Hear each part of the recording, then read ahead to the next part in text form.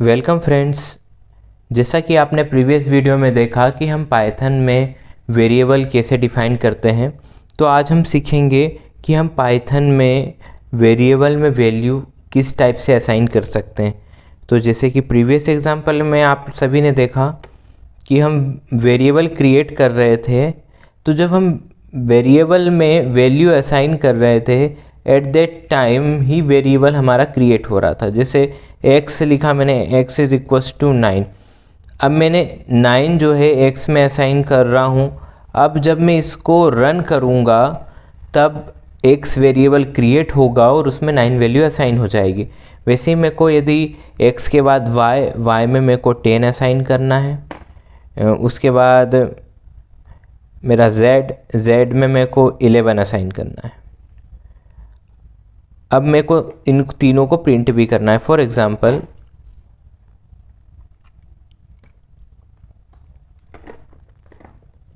Print y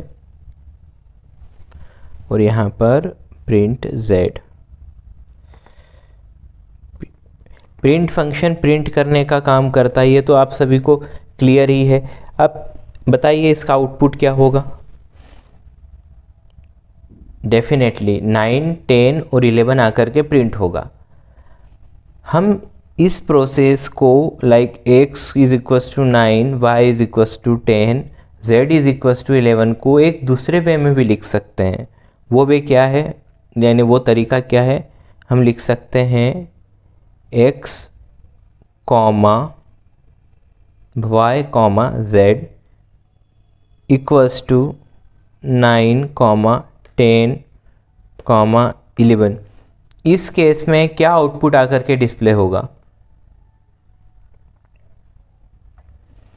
यहाँ पर 9 जाकर के असाइन हो जाएगा x को, 10 जाकर के किसको असाइन होगा, y को, और 11 जाकर के किसको असाइन होगा, z को।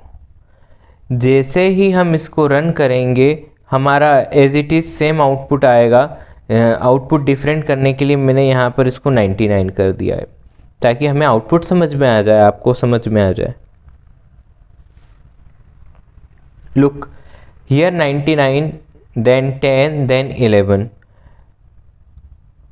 क्या मैं सिर्फ नंबर ही असाइन कर सकता हूँ? नहीं, यहाँ पर मैं कोई और डेटा टाइप भी असाइन कर सकता हूँ। जैसे कि मैंने आपको बताया था कि हम यहाँ पर स्ट्रिंग दे देते हैं। स्ट्रिंग हमेशा डबल कोट्स के अंदर देते हैं। मैंने यहाँ पर दे दिया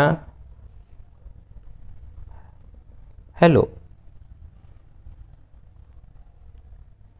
मेरे z की वैल्यू क्या हो गई, हेलो हो गई है। अब मैं चाहता हूँ कि मैं मेरे x में 55 असाइन करूँ, y में भी मेरा 55 असाइन हो और z में भी मेरा 55 असाइन हो। इस तरह से करेंगे। रन किया मैंने, तीनों का आउटपुट सेम है।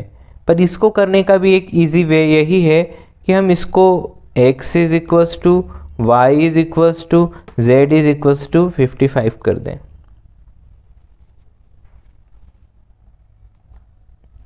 ये आकर के प्रिंट हो गया। आपने देखा मैंने यहाँ पर लिखा हुआ है ways to assign value in variable.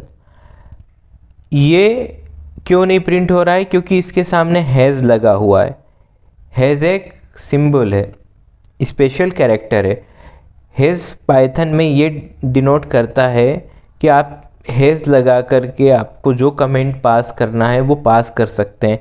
जैसे यहाँ पर हम वेरिएबल डिक्लेयर कर रहे हैं तो हम क्या लिख सकते हैं, वेरिएबल डिक्लेरेशन। ठीक है।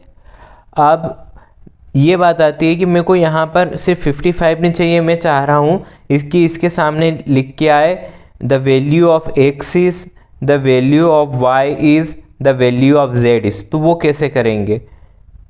तो यहाँ पर मैंने आपको पहले ही बताया कि जो कुछ भी आपको प्रिंट करना है एज इट इज़ वो किस में आएगा, डबल कोट्स में आएगा।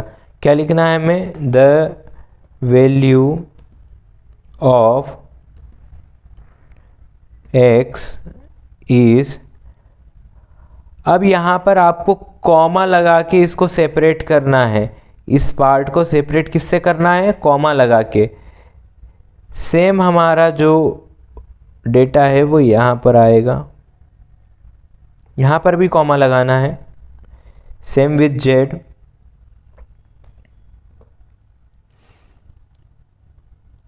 मैंने शिफ्ट इंटर दबाया, सेल को रन किया, तो क्या आउटपुट आकर के प्रिंट हो रहा है, the value of x is 55, the value of y is 55, the value